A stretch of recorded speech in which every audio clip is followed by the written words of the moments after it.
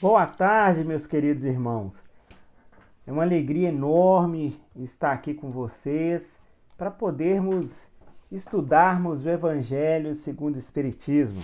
E hoje nós iremos tratar sobre o capítulo 10, item 6 do Evangelho segundo o Espiritismo.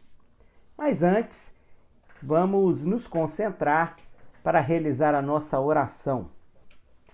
Senhor Jesus, muito obrigado pela oportunidade de realizarmos mais um estudo do seu Evangelho.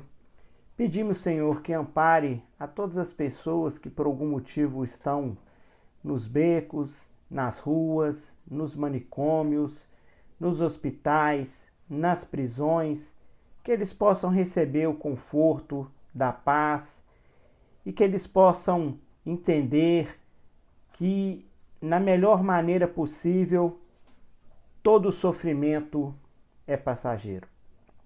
Pedimos, Senhor, que nos ampare o lar de cada um de nós, dando muita paz, muita saúde, união, esperança de dias melhores e fazendo com que o amor seja uma constante na vida de cada um. Pedimos, Senhor, que abençoe o solar, essa casa abençoada, que quanto antes possamos retornar às atividades normais, para que, diante disso, tenhamos a oportunidade de realizar todos os estudos, as aulas de Evangelho, bem como os encontros que são realizados entre nós, colaboradores da instituição tão abençoada para as nossas vidas. Pai nosso que estais no céu, santificado seja o vosso nome, venha a nós o vosso reino, seja feita a vossa vontade, assim na terra como nos céus. O pão nosso de cada dia nos dai hoje, perdoai nossas ofensas, assim como nós perdoamos a quem nos tem ofendido. Não nos deixeis, Pai, cair em tentação, mas livrai-nos do mal, pois é o reino, o poder, a majestade e a glória, para todo e sempre, que assim seja.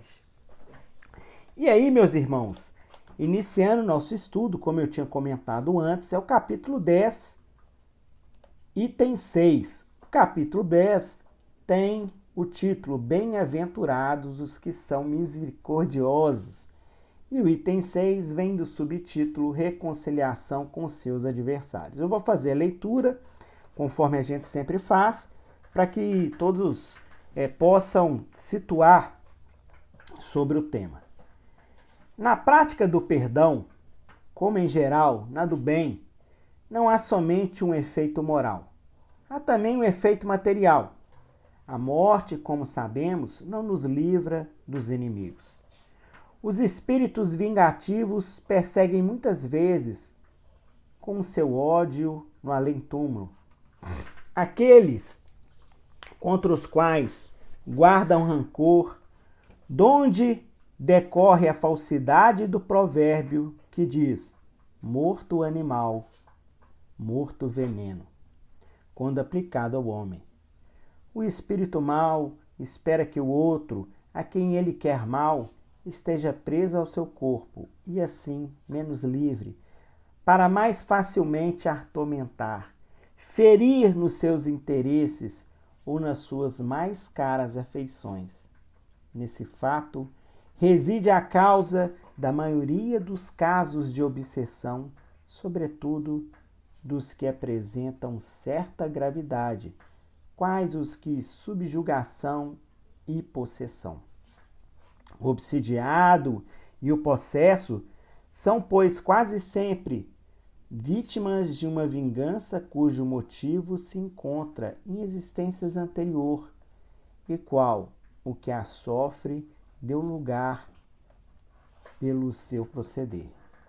Deus o permite para os punir do mal que a teu turno praticaram, ou, se tal não ocorreu, por haverem faltado com indulgência e caridade, não perdoando. Importa, conseguintemente, do ponto de vista da tranquilidade futura, que cada um repare, quando antes os agravos que haja causado ao teu próximo, que perdoe aos seus inimigos, a fim de que antes que a morte lhe chegue, esteja apagado qualquer motivo de dissensão, toda causa fundada de ulterior animosidade. Por essa forma, de um inimigo encarniçado, neste mundo que pode fazer um amigo no outro, pelo menos o que assim procede, põe de seu lado o bom direito e Deus não consente que aquele que perdoou sofra qualquer vingança. Quando Jesus recomenda que nos reconciliemos o mais cedo possível com nosso adversário, não é somente objetivando apaziguar as discórdias no curso da nossa atual existência. É, principalmente, para que elas se não perpetuem nas existências futuras. Não saireis de lá, da prisão, enquanto não houverdes pago até o último centavo. Isto é, enquanto não houverdes satisfeito completamente a justiça de Deus. Então, meus irmãos, como a gente pôde perceber na realização da leitura do Evangelho, o capítulo 10, bem-aventurados os que são misericordiosos, vem trazer sobre a necessidade do perdão. E aí, a gente percebe que em todo o capítulo, e fazendo uma leitura dele, percebe que de fato é o perdão o grande protagonista desse capítulo 10. Tanto é verdade que no primeiro subitem nós temos perdoai para que Deus os perdoe. E aí, trazendo com isso 3 passagens do Evangelho de São Mateus.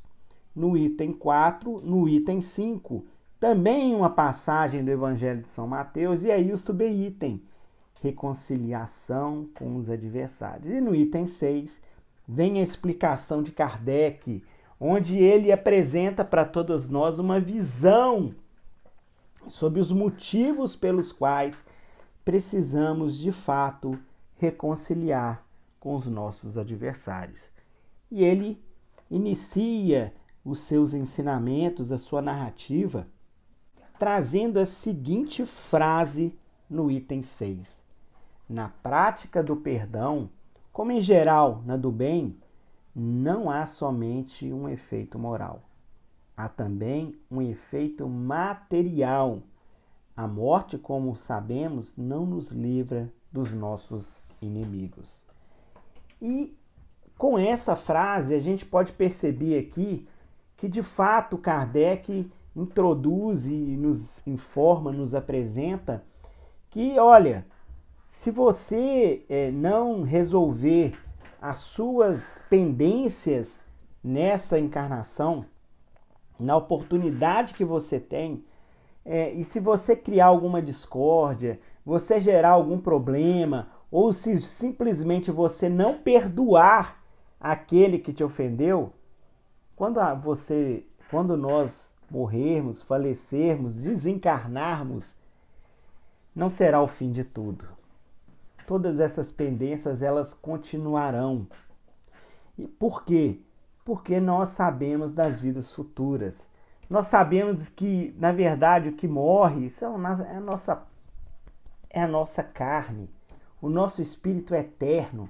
E a partir do momento em que mantivemos essas pendências, existem ainda, infelizmente, espíritos que são vingativos, que esses espíritos, eles perseguem muitas vezes com muito ódio além do túmulo. Aqueles que guardam rancor, aqueles que muitas vezes decorrem da falsidade, muitas vezes que acredita que o fato de você estar realizando uma determinada ação, esse espírito, ele acredita que nada mudou, pelo contrário, ele vai alimentando ódio, existência por existência, e ele espera apenas aquele seu desafeto encarnar, reencarnar.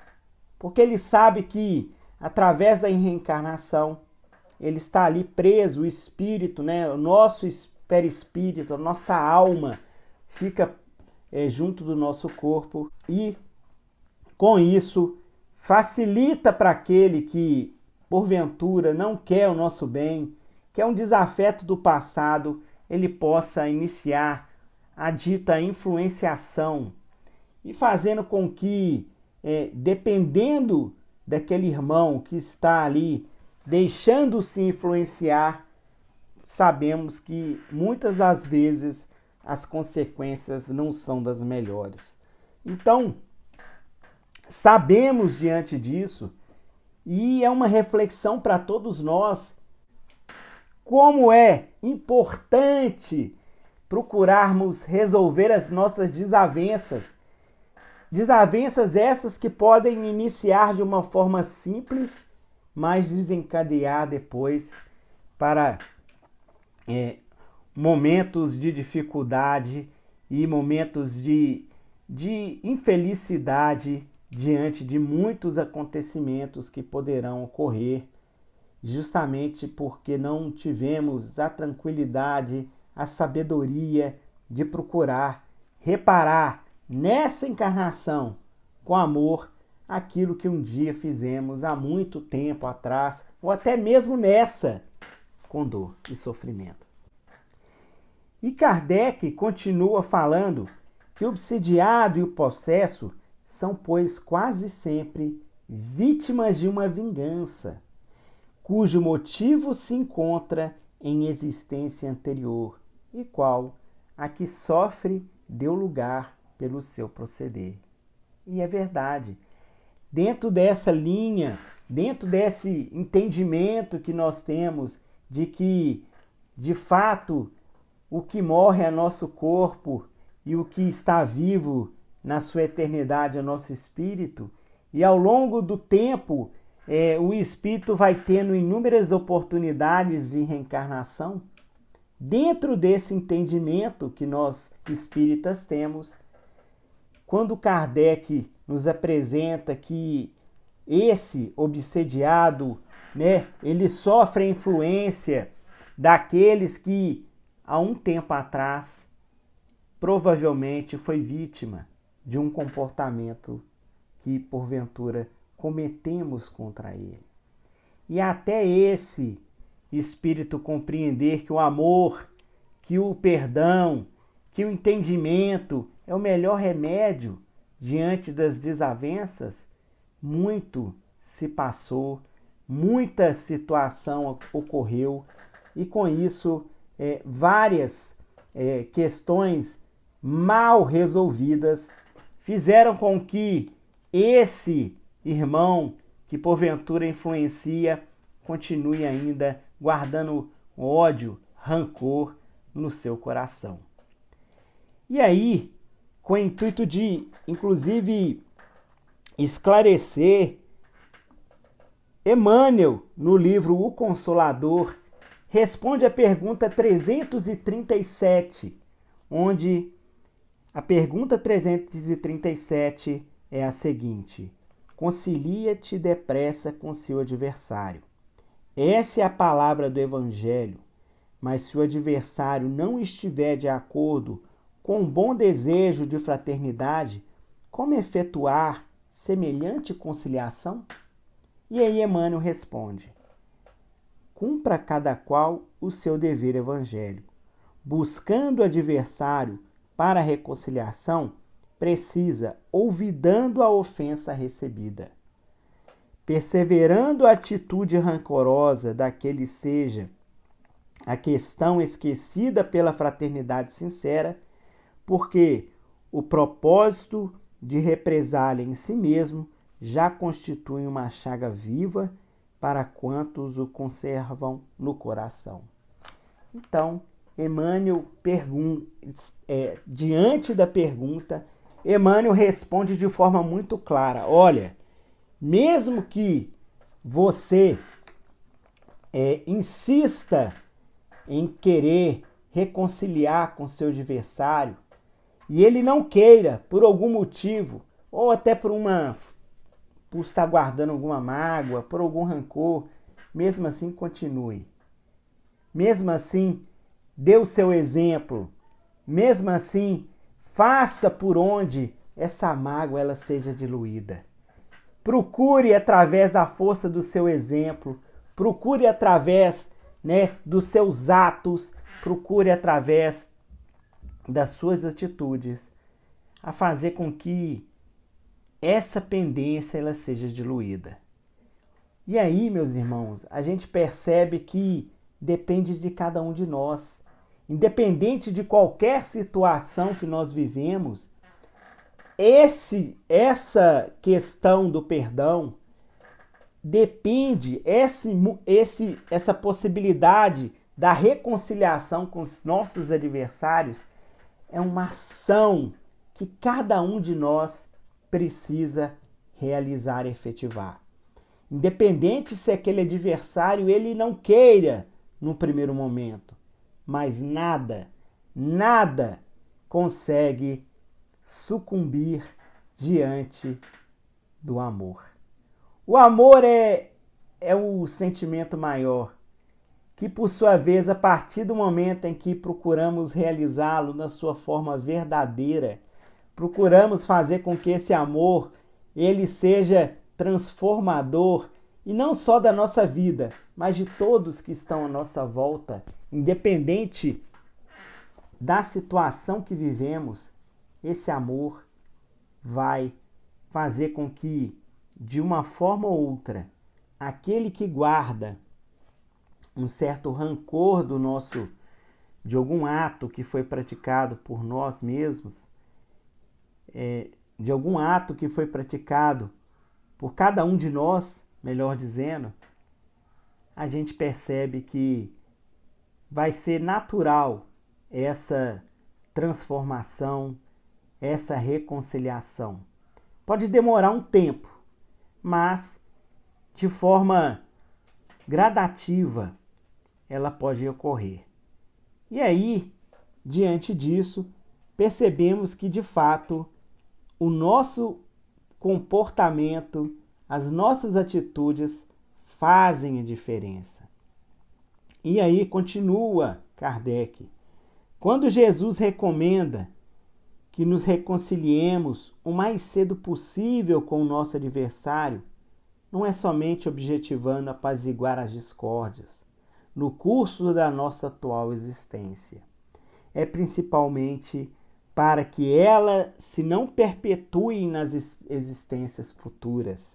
Não saireis de lá da prisão enquanto não houverdes pago até o último centavo, isto é, enquanto não houverdes satisfeito completamente a justiça de Deus. E é isso que Jesus, através de toda a sua vida, pregou com os seus ensinamentos e com os seus exemplos. E é verdade isso que a gente está dizendo. Porque sabemos que mesmo depois de Jesus ter feito tudo o que ele fez pela sociedade, procurando curar as pessoas, procurando trazer uma boa nova, que é seu evangelho, dando um motivo para que as pessoas possam viver de forma mais leve, gerando para com que essas pessoas possam ter um significado para suas vidas e entendendo os motivos diversos do sofrimento. Jesus, mesmo assim, sendo capturado, torturado, sofrendo coisas horríveis, e aí, lá no seu momento, quando ele estava sendo crucificado, Jesus, mesmo assim, olhando para os céus, pediu que perdoássemos, porque não sabíamos o que estava fazendo.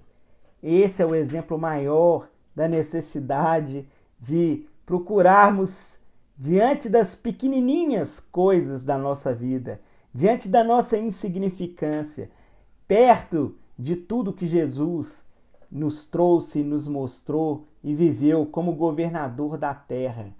Diante disso, é um exemplo para que possamos fazer uma reflexão na nossa vida e procurar mudar, o nosso comportamento e, quem sabe, transformar a nossa existência de forma positiva, gerando consequências para as existências futuras e apaziguando o coração daqueles que trouxemos a dor em existências atuais e passadas. E aí, meus irmãos, com o intuito de ilustrar o estudo de hoje, eu trouxe uma lição que foi psicografada por Chico Xavier. Lição essa que está no livro O Espírito da Verdade, que foi desse livro, que por sua vez é de autores diversos, e esse livro é um compêndio de várias lições que foram psicografadas por Chico e por Valdo Vieira. E aí, a lição é a lição 33, que tem como título Página do Caminho. E ela vem ilustrar justamente o capítulo 10, itens 5 e 6 do Evangelho. A lição ela inicia da seguinte forma: não aguardes o caminho perfeito para as obras do bem. Espera-se ansiosamente a criatura irmã na soleira do lar, e o matrimônio trouxe alguém a reclamar-te ao sacrifício e ternura. Contavas com teu filho, mas teu filho alcançou a mocidade sem ouvir-te as esperanças. Sustentava-se-te no companheiro de ideal, e de momento para outro recolheste mistura vinagrosa na ânfora da amizade em que sorvia água pura. Então, ele já inicia a lição, e aí é uma lição que foi escrita por Albino Teixeira, já inicia essa lição trazendo uma reflexão do nosso dia a dia, da nossa vida, onde nós temos exemplos que ocorrem dentro da nossa casa, no meio do nosso lar, onde nós sabemos que aqui estão aqueles que são companheiros, que são aqueles que são os nossos verdadeiros parentes espirituais, que temos uma afinidade além da vida corpórea, mas também nós sabemos que no nosso lar estão aqueles que são os nossos credores do passado. São aqueles que, por sua vez, diante de uma programação espiritual, Deus nos permitiu reencarnarmos juntos para que possamos, através da presente reencarnação, quem sabe pagar o mal com o bem, quem sabe transformar o ódio em amor, quem sabe transformar o sofrimento em alegria. E aí, ele inicia falando: esperava-se ansiosamente a criatura irmã na soleira do lar, e o matrimônio trouxe alguém a reclamar-te sacrifício e ternura. Olha a explicação de Albino Teixeira para as dificuldades que muitas vezes nós temos na nossa casa, diante da nossa companheira, da nossa esposa, do nosso esposo, que no primeiro momento é uma maravilha, mas a partir do momento que vai se iniciando e vai se caminhando, a gente percebe que o casamento, de fato, é uma mistura de renúncia, de perdão, de sacrifícios, porque são dois espíritos que estão ali e que, por algum momento, diante da programação divina, vieram com esse objetivo de, quem sabe, resgatar ou, quem sabe, ajudar todos aqueles que estão ali, né, seguindo e são consequências do casamento, que são os filhos. Os filhos que também, quantas e quantas vezes a gente vê histórias e conhece pessoas que falam: eu tenho tanta dificuldade para lidar com meu filho. Pais contando: eu tenho tanta dificuldade. Filhos falando: eu tenho tanta dificuldade de contar com meu pai, de relacionar com ele. Da mesma forma, maridos e esposas comentando: eu tenho tanta dificuldade de lidar com a minha esposa. no primeiro momento era uma maravilha, de repente mudou tudo. O que será que aconteceu? Ou seja, o Espiritismo nos explica e mostra que não é à toa que nós estamos juntos, não é à toa que a nossa reencarnação ela é o encontro das almas afins e das almas credoras. E aí continua Albino Teixeira. Mantinhas a fé no orientador que te merecia veneração e um dia até que desapareceu de teus olhos, arrebatado por terríveis enganos. Contudo, embora a dor de perder, continua no trabalho edificante que vieste realizar. Então ele fala, olha, independente de qualquer coisa que aconteça, independente de seu sentimento foi abalado, independente daquilo que você viveu ou que você vive, perdoa. Tenha firmeza, tenha tranquilidade, porque você precisa continuar com a sua conduta cristã na sua vida. Ninguém reprova o doente porque sofra mal-humorado. Ninguém censura a árvore que deixou de produzir porque o lenhador lhe haja decepados os braços frondejantes. Quase sempre, aqueles que tomamos por afetos mais doces, crendo abraçá-los por sustentáculos da luta, simbolizam tarefas que solicitam renúncia e apostolados a exigirem amor.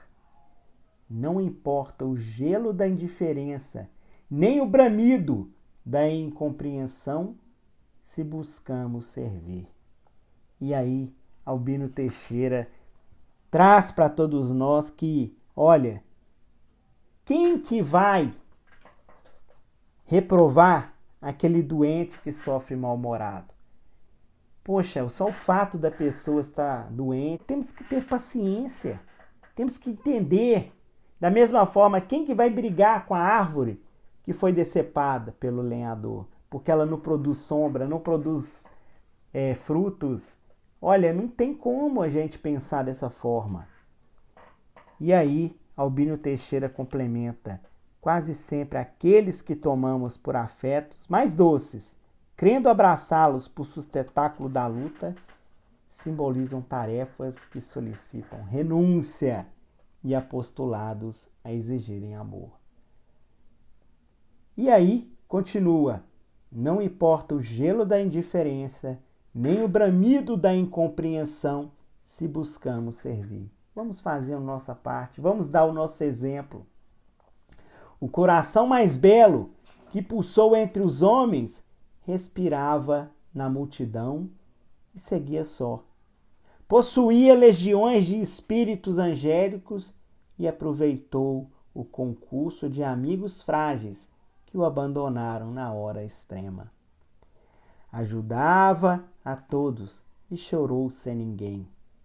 Mas, ao carregar a cruz no monte áspero, ensinou-nos que as asas da imortalidade podem ser extraídas do fardo de aflição e que no território moral do bem, alma alguma caminha solitária, porque vive tranquila na presença de Deus. Albino Teixeira.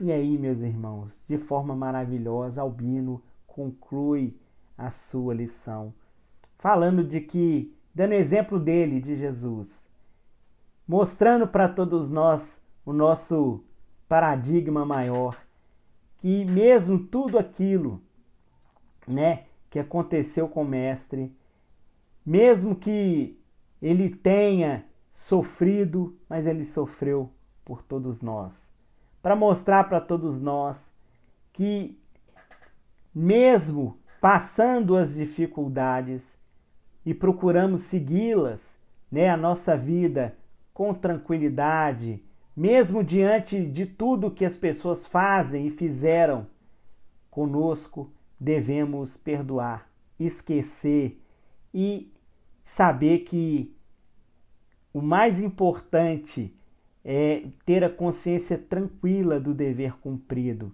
de ter a oportunidade, ter tido a oportunidade e acrescentado na nossa vida aquelas lições que Jesus nos deixou e vivido acima de tudo, fazendo com que essas lições sejam a nossa bússola para que possamos seguir a nossa vida até o final, aproveitando a nossa reencarnação de uma forma plena e fazendo com que, diante dos acontecimentos, possamos, quem sabe, resolver as nossas pendências e fazer com que aqueles que um dia fizemos com a dor, possamos transformá-los em amigos, pagando com amor.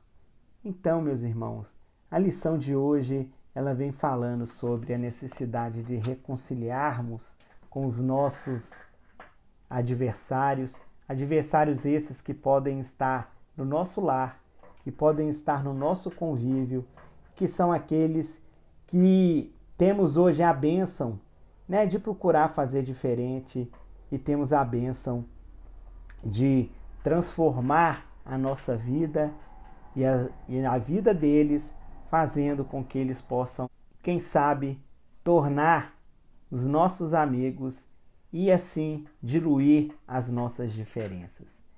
Que Deus nos ampare, nos proteja, nos ilumine. E agora eu passo a palavra para o nosso irmão Lucas, que vai continuar os estudos da tarde de hoje. Muito obrigado pela atenção e fiquem com Deus.